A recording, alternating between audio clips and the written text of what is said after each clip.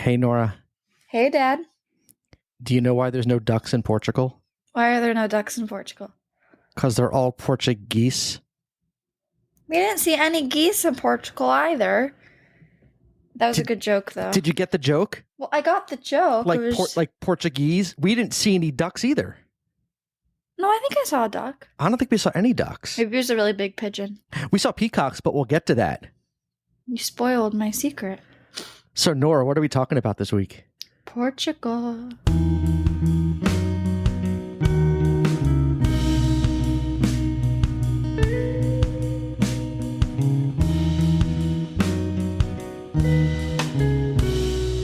Welcome back. Finally, welcome back to the Norah and Dad Show.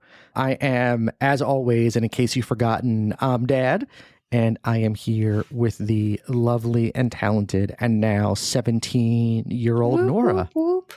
What is poppin', Norah? You say what's poppin'? What's poppin', Norah? Nothing much. Can I go, what's crack-a-lackin', Norah? Crack-a-lackin' sounds better than what's poppin'. What's pop-a-lockin'? Don't say pop-a-lockin'. No? No. Oh. What's crack-a-lackin', Norah? Nothing much. So it has Summer. it has been a hot minute or two or months since we've podcasted, and I'm not really sure why, other than we just haven't. But Nothing happened. Nothing happened at all. I don't know, you finished school, you're still taking driving lessons, but the big cool thing that happened is that we as a family finally, after over 3 years, finally got to take our vacation to Portugal. That was quite exciting. It was super exciting. We were supposed to go in March of 2020, and then something happened that we couldn't go in March of 2020. Do you remember? I wonder what that was. Yeah, I don't remember. Something happened in March of 2020 where we decided it wasn't the best timing to leave the country. So we didn't. And then the trip got delayed for over 3 years until June of 2023. But we finally got to go to Portugal, and it was, I think I probably enjoyed it more than you did, but it was my favorite place I've ever been on the planet Earth, period, hands down, no questions asked, done. Absolute favorite? Absolute favorite. That's crazy. Bar none, my favorite place I've ever been. So why don't we take the listeners on a little magic tour through the land of Portugal? How about that? Sure. So we were there for 12 days. We stayed in 3 places. We stayed in Porto. We stayed in Peniche, which is a cute little beach town about an hour north of Lisbon, and then we finished up in Lisbon. And so I know of those 3 what your favorite place was. Yeah. It was Peniche. Absolutely. You liked being by the beach. I love being by the beach. Yeah, it was just this cute little kind of little seaside fishing, beach surfing town, although we didn't why didn't we surf? We should have surfed. You're the one that plans the vacations. I just go on them. Yeah, we should have gone surfing, but we didn't. Each place was different in its own way. Lisbon was just huge, big city. Peniche was like small beach town, and Porto, I guess was kind of in between. So maybe we can run through each place and give me the favorite thing of all the things we did in Porto. What was your favorite thing we did?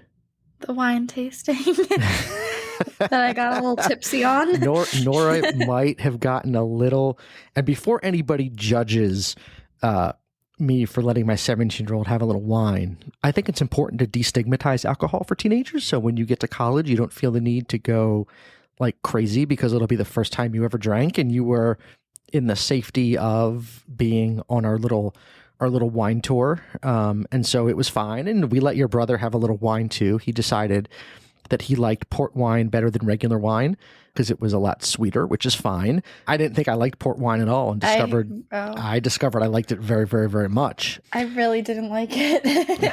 Yeah, but The wine tour itself we were up in the Douro Valley, which is just to the east of Porto, kind of up the Douro River in the hills, and it was beautiful, and the wine was good, and we met. I think we lucked out with some cool people on our tour. Yeah. Yeah, no, they were fine. We had a Canadian and our couple. Tour guide. Yeah, our tour guide who sounded like Borat, even though he's Portuguese. Not Borat, the tour guide. Miguel, the tour guide, who definitely sounded like Borat. He was great. I loved him. Yeah, we had a couple from Canada, from Montreal, and then a guy who was just traveling solo from New York.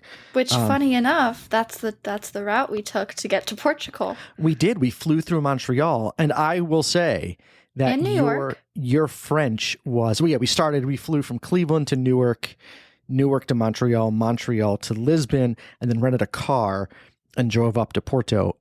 Miserable car ride. Yeah, the car ride was fine. Your French in Montreal was like A++. Oh, why? Thank you. Yeah, my AP score did not correlate with that. No, it did just fine. I was really impressed listening to you navigate the restaurants in the Montreal airport, trying to figure out which ones had gluten-free food for your brother to eat, all in French, and it was super impressive. So it was really fun. So bravo, you get a 5 on that. On the AP exam of speaking French in real life, you got a 5. Why, thank you. You are very welcome. So the wine tour was your favorite thing in Porto. I would probably agree, although I think in terms of, so I'm not going to duplicate your answer. So you already took the wine tour as your favorite. So I am going to take the FC Porto football stadium tour as the favorite thing that I did in Porto.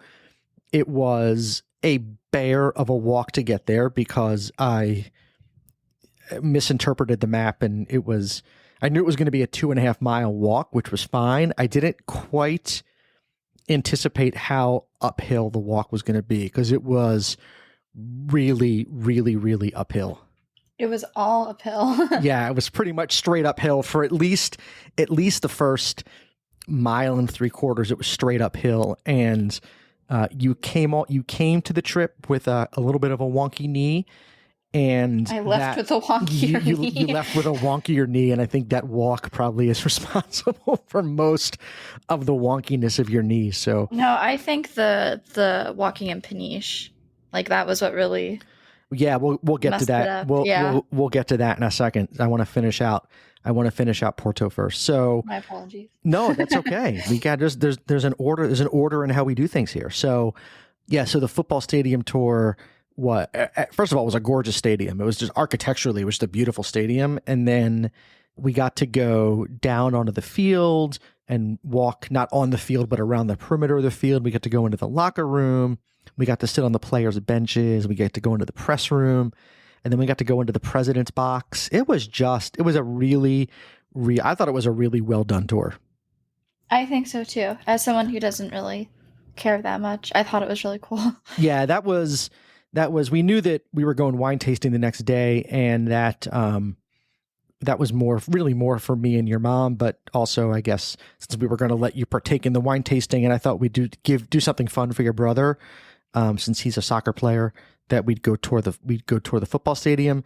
But you enjoyed the tour.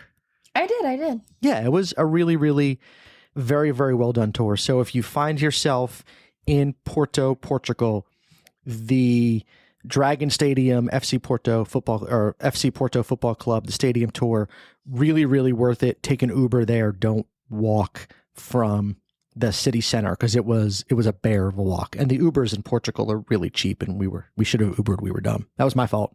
You Ubered back at least. Yeah, I take the L for that.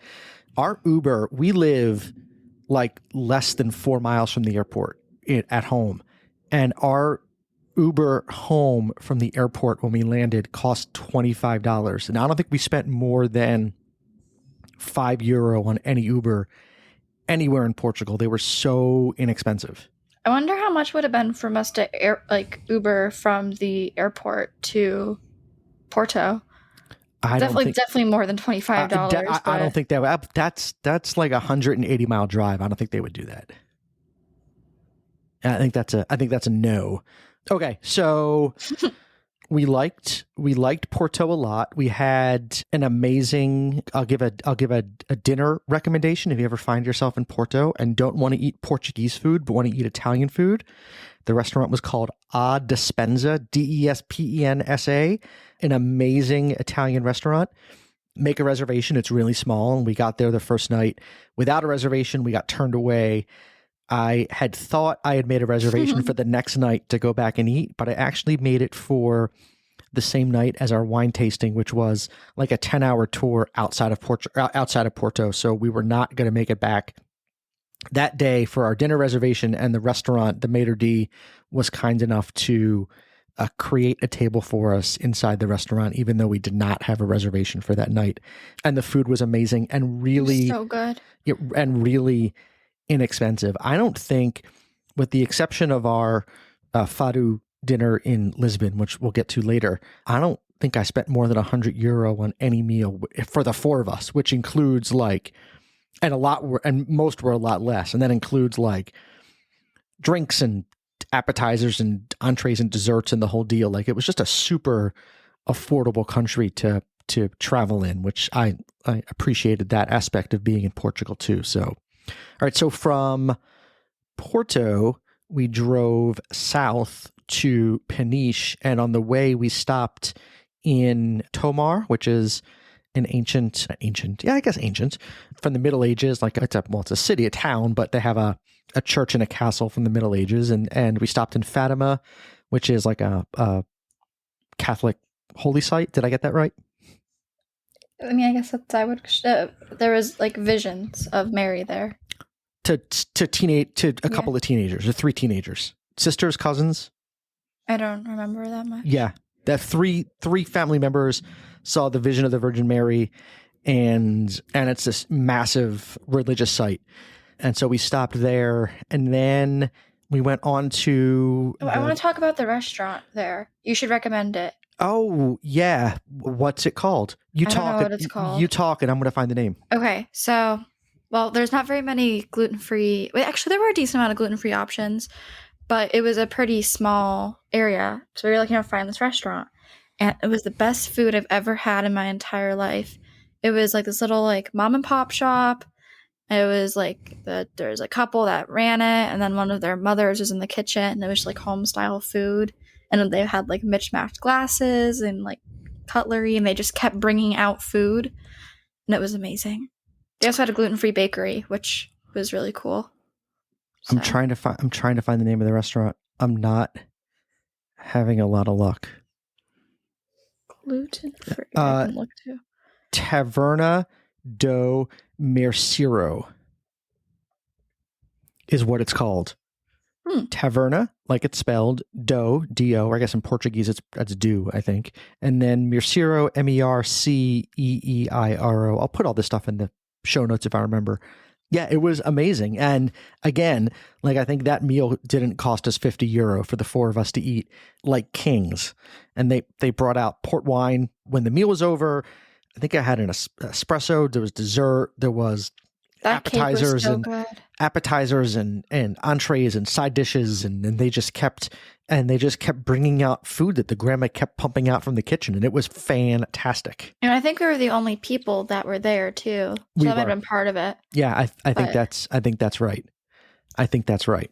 And they were so knowledgeable about gluten-free stuff too. They could tell you exactly what was and wasn't on the menu. On every item on the menu. The dessert menu was actually listed like what was gluten-free and what wasn't. But on the main menu, they just were like, this has gluten in it, this doesn't. And it was, Donovan and I both had the pork, which he didn't like, which I thought was feeling good though. Yeah, but I thought that was it was like melt in your mouth. It was like a pork stew, and the meat just like melt. Oh, it was so good. Did you try any of the chicken that Mom and I got? I tried the chicken, and then the other thing that was really good was they had this like stuffing casserole. It was like bread stuffing, like you put in like a Thanksgiving turkey, but then it was mixed with white beans and spinach, I think, some kind of greenery, either spinach or cabbage, but it was so good. The thing I had was really good too. It was like the rice with the tomato and the beans. Tasted like baked beans with rice. It was really good. Yum. All right, so Taverna do Merceiro, It's right out like a half a block from the main entrance to the holy site there in Fatima on the main drag. 5 stars, highly recommended. From there, we went to Peniche, which is on the like a beach town kind of place on the Atlantic, and it was just a cool, just very cute little like fishing town where we just bummed out for 3 days, walked on the beach, we sat around and played cards, and we did do one trip. We went out to Berlinga Island. Or Berlinga Island? More than I would. Berlinga Island, which is like 10 kilometers off the coast of Peniche. And it's a nature preserve, and it was just jaw-droppingly beautiful. This little island in the middle of the Atlantic Ocean where you just, we did a cave tour. We got on, take this big boat, and then we got on this little boat, and we kind of putted around the little, with the tour guide, where to putted around the caves around the island in the ocean. And then we parked and we hiked. And that is what you said finally did your knee in. Yeah, I think so. Yeah, it was the stairs, I think. Well, it was the stairs with like the downhill afterwards that didn't have stairs. They dropped us off at the fort, and then to get to the trail, it was 300 steps up. And they're not like, it's not like a stair. I mean, it's a staircase, but it's not like a staircase in your house. They're like just uneven stairs carved into the side of the island. Yeah. Yeah. So, sorry. It was really beautiful though. I mean, it was really pretty. I liked seeing all the fish and stuff. It was I was not a fan of the burger though. That was kind of gross. The burger was fantastic. It was the bluest water I've ever seen anywhere in my life. Yeah, it was really, really pretty water. Like crystal clear, aqua blue, see all the way to the bottom, see the fish swimming by. It was spectacular. And I guess that's where all the sardines are really big in Portugal. I didn't try the sardines. You didn't try any. I'm embarrassed to say I was gorging on the octopus, which was amazing. but I guess that's a lot of the sardine fishing happens kind of around that island. And it was just, it was beautiful. So after a couple days at Peniche, we then drove down to Lisbon with a stop on the way in Óbidos, which is this medieval walled town. That was really cute. That was awesome. I really enjoyed that too. You get to climb up and walk like on the wall around the town. It's a little scary. Yeah, and the town, a little bit, because there's no railings or anything. You can literally just fall off the wall, I guess. But yeah, it's just this cute little town. It's not huge, just like one street up and one street back, but all cute little shops, and they're known for their ginja, which is a sour cherry liqueur that comes in so good. You can get in like in a chocolate shot glass for like €1. And all these little shops on the street just sell these little shots of ginja, and so you get a little cherry liqueur in a chocolate shot glass, and off you go. And it was delicious. I don't think your mom liked it, the ginja, but I thought it was perfect with the dark chocolate. Yeah, I was a fan. And then we arrived in Lisbon on the 12th of June, just in time to help celebrate the festival of St. Anthony. St. Anthony was born in Lisbon. He is the patron saint of lost things, right? Yeah.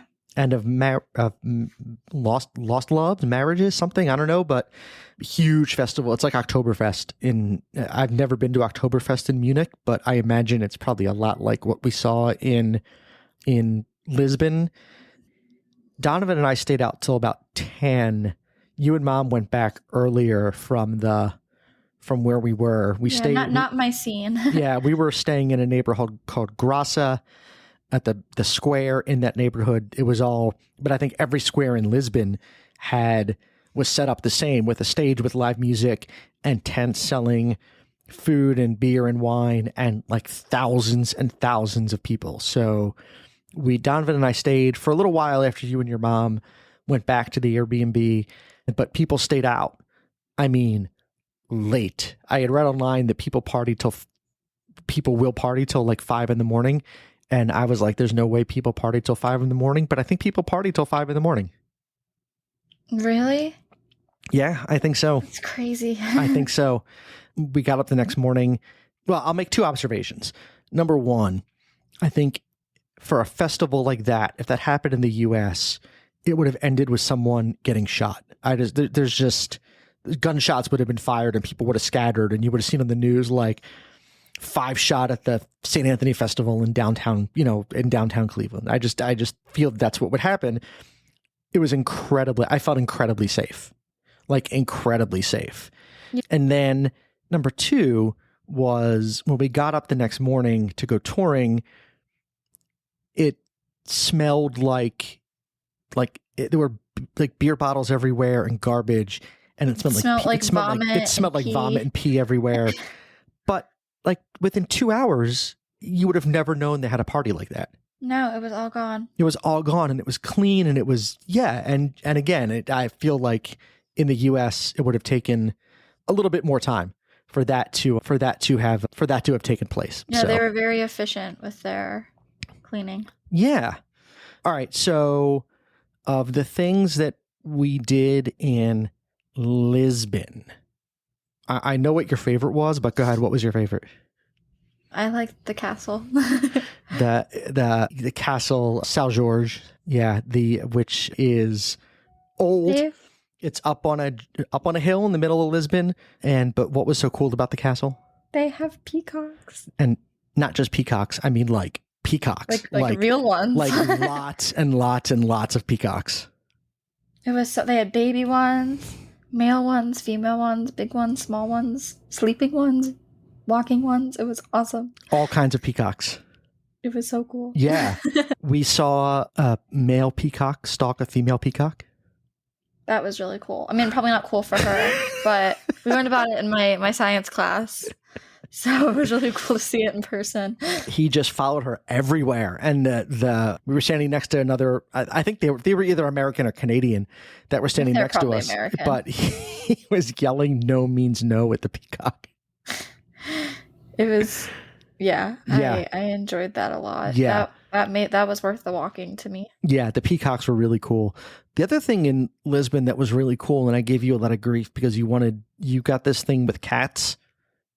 Well, we didn't have our dogs with us, and cats are there were so many of them in Porto, and I was wondering if they were the same in Lisbon, and then I found a cemetery that just has cats. Yeah, the Peniche Cemetery is, if you find yourself in Lisbon and want to do something a little bit off the beaten path, it was so freaking cool. Just, first of all, huge, and then just row after row after row, like thousands of these graves, but they're not tombstones. Each grave is a house, like an honest to goodness like house that's built for the person, and some of them are big, like they're like you can live in it, like a decent sized building. Yeah, just with like front porches and window boxes. Yeah, with these elaborate sculptures and statues, and then living in the cemetery are a butt ton of cats. Yeah. Yeah. They were. I only got to pet one of them. The other ones they're pretty feral, but one of them let me pet him. Yeah, loved the cemetery. The other thing I really enjoyed in Lisbon, it was the one meal that we really blew out like crazy, was the fado dinner we did at the fado restaurant. Fado is like traditional Portuguese folk music, so it's a guitar and a mandolin-esque instruments. I don't know what actually they were. It was guitar and mandolin. Okay. Yeah. And then a singer, and the singer sings in this, would you say almost like an operatic? I don't know how to describe it. It was very unique. Yeah. And just their voices, they had 3 little sets in probably no more than 15 or 20 minutes, each set of music, but with 3 different singers that came out interspersed throughout the meal. And it was just, the music was beautiful.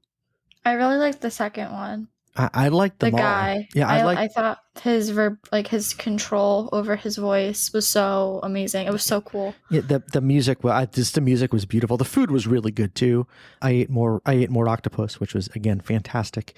Food was good. The wine was good. The music was amazing. The music was amazing. We we went to a place called Ofaya, O space Faia, Ofaya, which again, I highly recommended if you find yourself in Lisbon and want to spend for a good meal and then have this fado music accompany your meal. It was really, really good. I did get yelled at for taking a picture. Donovan got yelled at for not eating his food. Donovan did. Our waiter, who was also the sommelier, Donovan did not like his steak. I don't know why. I thought it was delicious.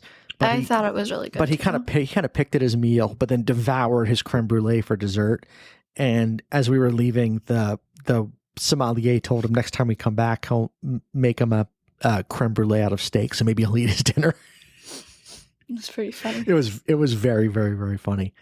And the other thing that was cool was the boat tour was really cool. Oh, I forgot we did that. Yeah, we did a cruise on the Tagus River, a sunset cruise on the Tagus River, which was also really, really, really cool. Yeah, that was. I was hoping to see some dolphins, but there weren't, and that was okay. No dolphins, but also no orcas, which was fine. Our tour guide was really cool. We had a really cool tour guide, I think, for all of our tours. Yeah, Sebastian was our tour guide on the river cruise, the Sunset River cruise, and then our last day in Portugal, we went to Sintra, which is about 30 to 40 minutes outside of Lisbon to the west, which is a town in the mountains that has castles, and you tour the castles, Peniche Palace being the most famous one. But I had originally booked a group tour for us, and I canceled the group tour because I was afraid that with your bum knee that you would have a hard time keeping up. I would have ruined it for everybody else. Yeah, and I didn't want you to feel like you were holding people back. And so I canceled the group tour and I booked us a private tour with an amazing tour guide by the name of, and I'm going to butcher how he pronounces his name, but it's Rui, R-U-I. And he was just a kind soul of a human being who gave us an amazing day. And it was a really wonderful way to cap off our vacation. Yeah. Yeah. So it was really awesome. Yeah. We went to 2 different castles. We Quinta de Regulera and Peniche Palace. We had a really good lunch. He found us a great place that had gluten-free food. That soup, it was I got a crab and lobster soup. It was amazing. I learned that apparently most people don't invite their tour guide to go to lunch with them, which surprised me. I was not going to make this guy sit out in his car for an hour while we ate lunch. That was unacceptable. He also went like above and beyond on the tour. Like he was talking to like security guards and like construction workers to get things moved for you, so you can go the short way instead of the long way. Yeah. So you would walk less. He was flagging down tuk-tuks for you, so you could catch a ride like down the hill instead of having to walk. I forgot about that. Yeah, he was really good. He was awesome. Yeah, and then and we showed us the great scenery on the coast as we drove out of Sintra back to Lisbon, and it was a really, really, really nice way to end our trip. And then we came home, and now I really, really miss Portugal. I miss Portugal without the hills. Yeah, I miss it so much that you may have a Portuguese vacation home in your future at some point. So, ooh. Yeah. So, if and when I'll let all the listeners know where the Norah and Dad Show Airbnb is, somewhere near Peniche, hopefully, and our listeners can go stay at the Airbnb. Yeah. I mean, not for. Are we going to put Norah and Dad posters up? It's a themed attraction. Yes, sure. Sure. We'll hang giant posters of ourselves up on the wall. So sounds awesome.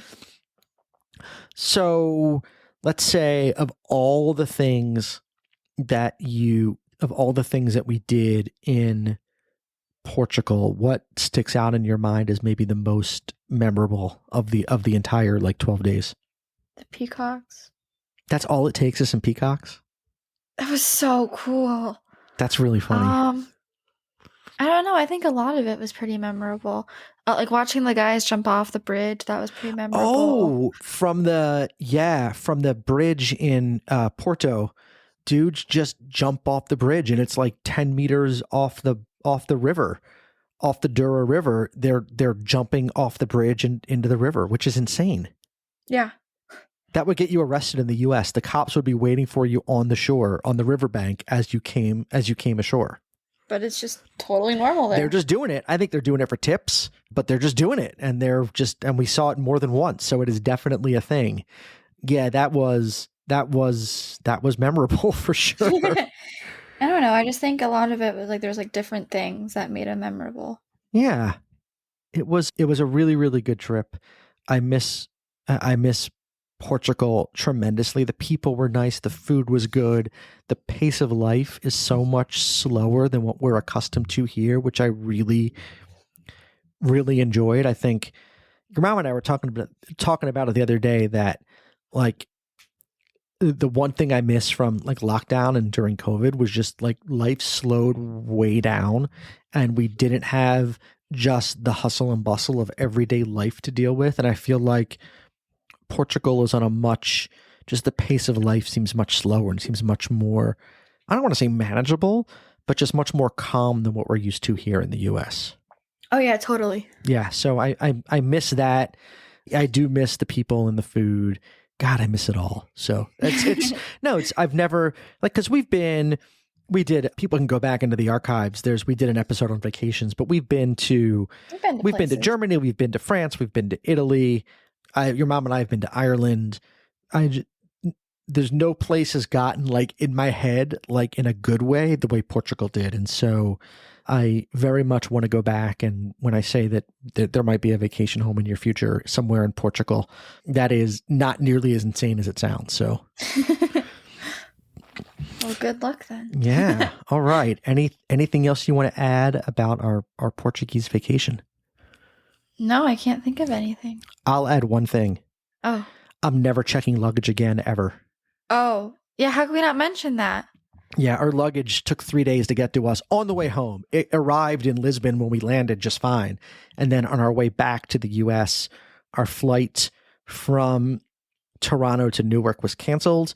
And so they got us on another flight, but our luggage didn't make it. And it took us 3 days to get our luggage. And I'll never put luggage in the under part, the bowels of the plane again, unless I have no choice. But we're going to invest in new luggage, and it's carry-on only from now on for the Hyman family. Oof. I pack a lot. You pack what you can fit in a carry-on, and that's it. And if you got to wash clothes, you got to wash clothes. And we washed clothes in Lisbon. We hung them out on I washed most of my clothes in Lisbon, so I didn't have to We do stuck them out the laundry. window on the clothesline. Yeah. Because there was no dryer. So on the clothesline, they went outside. I wish we could air dry our clothes at home. It feels so much cleaner. Yeah. All right. Well, that is the travel log episode of the Norah and Dad Show. Quite a long one, too. I know. I'd like to say we'll be back in 2 weeks, but realistically, we probably won't be. We'll be back when we have something interesting to talk about. You're back to school in a few weeks? Yeah. Oh, maybe we'll see if our exchange student Emma would want to. If Emma wants to podcast with us. Yeah. Oh, yeah. Because we've talked about our previous exchange student. Yeah, Emma is arriving in a few weeks, and maybe Do they know about Emma? We talked about it. Did we? Okay, Yeah. I can't remember. So maybe we'll podcast. Maybe we'll see if Emma wants to join us on a future episode of the Norah and Dad Show. Yeah, we'll see. And you have a bunch of gigs coming up. So if people want to know where you're playing, normarimusic.com/gigs. You have a private party this week. You're at Railroad Brewing Company next week, Van Aken the week after, and then on from there. But you got gigs. You've had a busy summer of music, and the Norah Marie tour of Northeast Ohio continues for the rest of the summer. So that it does. normarimusic.com/gigs for all of the info. So if people want to find you, Norah, where do they go? Same place as they do for the shows, Norah Music. I am no longer at John Hyman on the Insta. Somebody got hacked. Somebody got hacked. And if you go to at John Hyman, you will now see someone trying to sell you a nice yellow car. Somebody with a yellow car, I think trying to sell crypto or something. Sorry. I don't know. It's not me anymore. So now I am at the John Hyman. I co-opted the Norah and Dad Show Instagram page. And so now it's just kind of one purpose. So you can find me at the John Hyman on Instagram and Threads. I'm enjoying the Threads. So, all right. Look at you with your new apps. I know, fancy me. All right, we will be back, I guess, when we have something to say. That we will. There we go. All right, love you, Norah. Oh, but before we go, yes, there's 2 new members to the Hyman family. Oh, go ahead. I now have a fish and a snail. It's very exciting. Their names are Garfield and Odie, and I love them. And they needed to be introduced to the podcast fam. I was skeptical of the fish. Not so skeptical of the fish, but skeptical of the fact that you have spent an ungodly amount of money on a betta fish that you got for free at school. But he's being really well taken care of. He is being very well taken care of. And the fish has a personality. He does. He's very social. Which is really weird, but he definitely has a personality. That's my Odie. Yeah. And then Garfield the snail, that's supposed to, eat the algae off the tank? He's not doing a very good job. He's not doing a very good job. That tank is nasty. Ryan thinks that he got too accumulated to the cucumbers I gave him when there was no algae, and now he's like boycotting. He's on strike. So now he's a food snob? Yeah. You turn Garfield into a food snob. Yeah. Well, maybe it's time to, I would say get another snail, but then they poop too much. You also have a 50-50 chance of ending up with a lot of snails. Oh, yeah, no. Yeah, if I get another one, then I'd have to get a third one to kill all the other snails. You have to get an assassin snail. An assassin? Kill all the baby snails. Awesome. Let's do that. That's their name. They're called assassin snails. Do they wear is their shell decorated like a ninja? They actually have pretty pointy shells, I think. Really? I don't think that's how they kill them, but... This fish tank just got a lot more interesting. Do that. Yeah, they're like really pointy looking. No, do that. Let's do an assassin snail. Yeah. Yes. Awesome. All right. Well, we'll update everyone on whether we have an assassin snail next time. Yes, we will. All right. Anything else, Norah? That's all I have. All right. Right on. We'll see everyone when we got something to say. I love you, Norah. Okay. Love you.